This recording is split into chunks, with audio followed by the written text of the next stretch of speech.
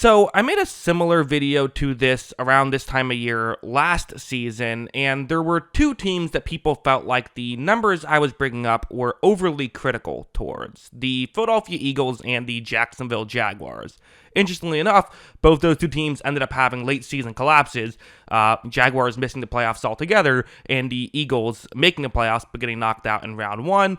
Well, I'm not going to sit here and say that I can definitively predict that's going to happen again. With this video, I think these are numbers that are always worth looking into, and if you pay attention to this stuff, you can honestly a lot of times understand just how football works and how these teams work. So, going to go over a few key numbers. I'll describe them as I go. The first number is kind of just the easiest one to explain. I'm going to talk about net points per drive. So, what is net points per drive? You might be able to figure it out by the title alone, but it's essentially, what is your offensive points per drive? How many points do you score on the average drive? And then how many points do you give up defensively on the average drive? Then it just simply puts those together. What is your net points per drive? It's probably, if you're looking at just one stat to figure out how good a football team is, this is probably that best stat.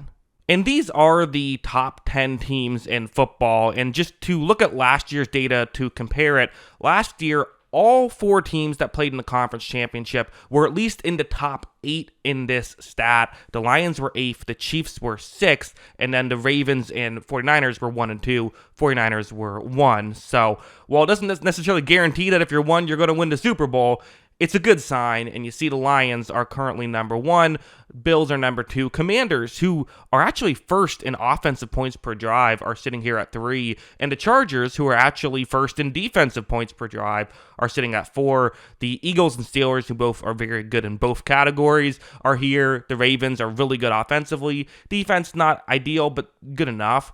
The Chiefs are at number 8, and that might be a surprise to some people. What's also a surprise is the Chiefs are, according to points per drive, an offensive first team. They have a ton of plays per drive. They're actually second most in terms of plays per drive. So they run these long drives, long methodical drives, so the overall point totals don't look that impressive, but their offense has been, I believe, it's 7th best in football right now. It's been pretty good. Vikings and Packers round out the top 10, so these are the teams that you could look at as the real contenders if you want to. Again, it has to be mentioned, there's so much season left. These things can, of course, change, but as of right now, this is where we have it. The next category we're going to talk about, the next number we're going to talk about, takes a little bit of explaining, but it, I think, is a really impactful way to understand who could go far, which is essentially in football, in today's NFL, in the past 15 years, there are 3 real traits you want to have to be a great football team. And by great, I mean, winning a Super Bowl. Everything from here on out is simply going to be talking about who could win a Super Bowl. The 3 traits you want to have in a passing league are throwing the ball well, so having a good quarterback, catching the ball well, having a good receiving core, or tight ends who run routes, or halfbacks who run routes, or covering well, right? It's a passing league, so those things matter. Obviously, the rest of football matters a ton too, but you look throughout history of the past 15 seasons, there has not been a team to win the Super Bowl in that stretch without at least being top 7 in one of those 3 categories. Usually, your odds get a lot higher if you're top 7 in multiple of those categories, and your odds are nearly unbeatable if you're top 7 in all 3 of those categories. We're talking the vast majority of the time you make the Super Bowl if you're top 7 in all 3 of those categories. One year the Chargers were top 7 in all 3 of those categories and missed the playoffs altogether, because of course they did, but usually it spells for very good things. So, okay, which teams have one top 7 ranking exactly? Well, actually a lot. The wealth is certainly spread out this year. You see that the Bengals, Commanders, Seahawks, interestingly the Seahawks, Cardinals, and Chiefs, all according to PFF data, have top 7 quarterbacks. Again, PFF isn't the end-all be-all, but that's when I said teams that have top 7, that's the data I'm using, which it's a pretty good indicator of success, whether you agree with it or disagree with it. So, those are the teams that don't have, the quarterback is doing a lot, but hey, quarterbacks matter. It is worth mentioning the Chiefs last year only had one top 7 ranking. It was Patrick Mahomes, and they went on to win the Super Bowl. So Chiefs haters, don't get too excited about them only having the one ranking here. The Vikings, Rams, and Texans all have top 7 receiving cores, so that's been something that's been very helpful. Of course, Houston's been without their best receiver, Nico Collins, for a few weeks, but getting him back kind of, that's what makes this team special, right? And obviously losing Diggs hurts them as well. And then for coverage, the Eagles and then the Bears and the Jets, who I don't think we're taking seriously as contenders to maybe even not even make the playoffs. Bears could have a chance if they turn it around. Jets not really, but either way, that still matters. Coverage still matters, but unfortunately for 2 out of the 3 coverage unit teams, they need a little bit more. Heading over to the teams that rank top 7 in multiple categories, you have 5 teams here. The Ravens with their quarterback and receiving play, which is interesting. I mean, I don't think it's a coincidence that the best season of Lamar's career is also coming when the receiving core is playing at its best. You could argue which one, a little bit of a chicken or the egg situation, but either way, I think that those things could be tied together. That's really helping out Baltimore. The Niners with their coverage and wide receiving core, that's optimistic if you're a 49ers fan, because Purdy isn't that far off from being top 7 as well. Not quite there, but I don't know. I mean, this makes you feel good if you're a Niners fan seeing this. The Lions with their wide receiver and coverage, the Chargers with their quarterback and coverage, and then the Falcons with their wide receiver and coverage. So you got to think usually it's better to have this on 2 different sides of the ball. It's better to have top 7 coverage and then one of top 7 either quarterback or receiving play, but it doesn't always work out that way. It's still really valuable to have a great quarterback and great receiver. Is worth mentioning, no team in the NFL currently has top 7s across the board. The closest is the 49ers. Brock Purdy is currently 10th in that category himself. So, these are definitely, I think, optimistic signs for some of these teams that you look at. This does tend to translate well come postseason time. I know Kansas City, bit of an exception last year, but usually these teams are the ones you're looking at for being a Super Bowl contender. Although, like I said, things can change. Things can change quickly. So, sometime, I think when I did this video last year, the Cowboys had a really easy start to the season, and they were top 7 in all 3 categories, and then ended the season only top 7 in one of those categories. So that can happen as well. One more piece of data to go over. So I guess technically 2 things, but they're almost identical. So if you look through NFL history through the past 15 years and look at teams that finished with bottom half PFF grades in specific positional categories, some it matters a little bit, some it doesn't seem to matter at all, some it seems to matter a lot, and the 2 positions where it seems to matter the most to get at least above average play is quarterback and receiving play. In fact, teams that have finished with a bottom half of the league quarterback play in the past 15 years, only one of them has made the Super Bowl. That was the Denver Broncos in 2015. When it comes to receiving play, no team in the league has finished with a bottom half receiving core, according to PFF data, and made the Super Bowl. So you don't want to be in the bottom half. So I went through, looked at the teams currently in the bottom half, and figured, okay, well, which ones of these are trying to make the playoffs now? Which ones should we be concerned about? So first, the quarterback play. There's going to be one big surprise here for a lot of people. First, big asterisk on the Steelers, who are the top team.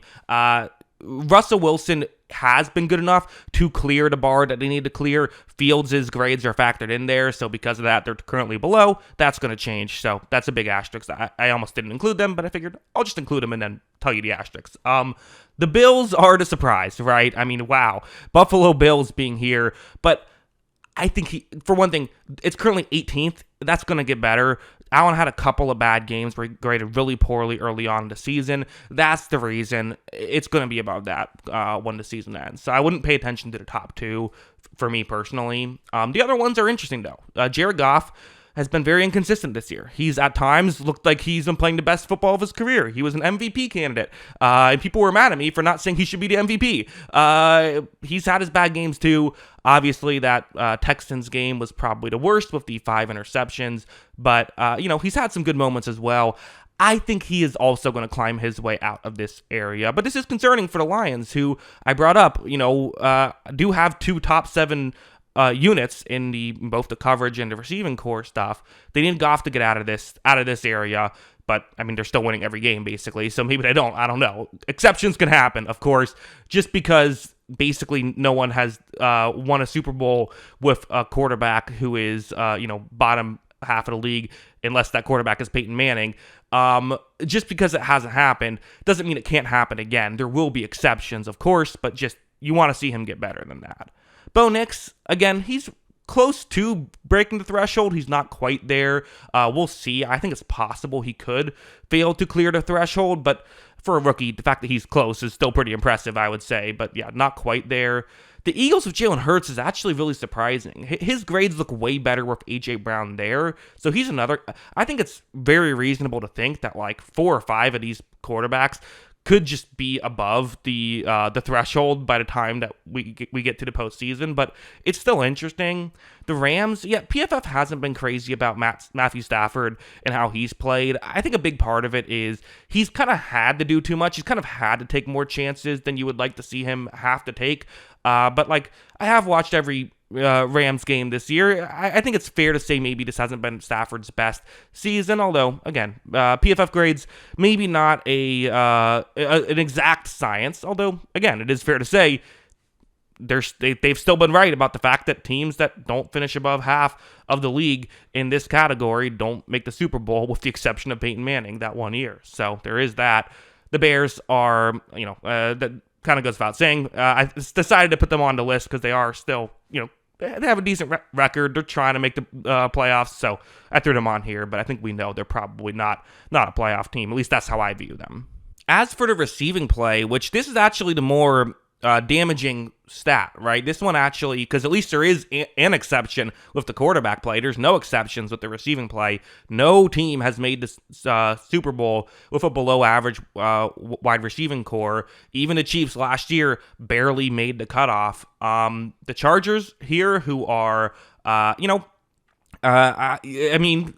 definitely they're close. The Chargers and Chiefs are actually the next 2 teams away from the cutoff, but the Chargers need to, maybe they can get better. They do have some young guys that can potentially work, but that is the biggest concern for, again, a team that I feel like every other analytic with the Chargers is very optimistic. They have top 7 quarterback in coverage. They have top 5 points per drive. This is the biggest analytical concern I have with them right now, is usually to go on a deep playoff run, you need some wide receiving help. The Chiefs, so again, this is interesting. As I mentioned, the Chiefs did have a little bit better of a receiving core last year. It did reach that cutoff. Now, taking one step back into receiving core, is that really enough for them to not be able to win a Super Bowl? Well, again, keep in mind, it was close last year. They had to win 3 really competitive games, and then the Dolphins, that was their playoff run. It could be enough. And adding DeAndre Hopkins, getting him fully integrated into the offense is probably their fix to get better. Same thing with Buffalo, right? Who weirdly makes both of these 2 charts, despite the fact that their offense is, I think, 3rd best in points per drive in the league. So it might just be a weird PFF thing. But also, Amari Cooper is, they get him back. They can get him fully integrated into the offense. That's how you fix that. The other really interesting one is the Packers, who obviously we know they have all these young guys, right? And also they scheme them up really well, but PFF hasn't been overly impressed when they have to try and win one-on-ones. In the NFL, in the playoffs, you're going to have to win one-on-ones. That is a bit concerning for me if I'm a Packers fan. The Bears and the Broncos, again, the Bears, it is what it is, which kind of surprising the Bears receiving core has ended up so poorly. The Broncos, to me, this is the bigger issue than the Bo Nix thing for them, and why I don't think they're a Super Bowl team this year, although I don't think many people, even optimistic Broncos fans, I don't think are viewing themselves as that. This is an issue. The receiving core really isn't close right now, something they're going to have to improve in future years. So yeah, general, to put a bow on all this.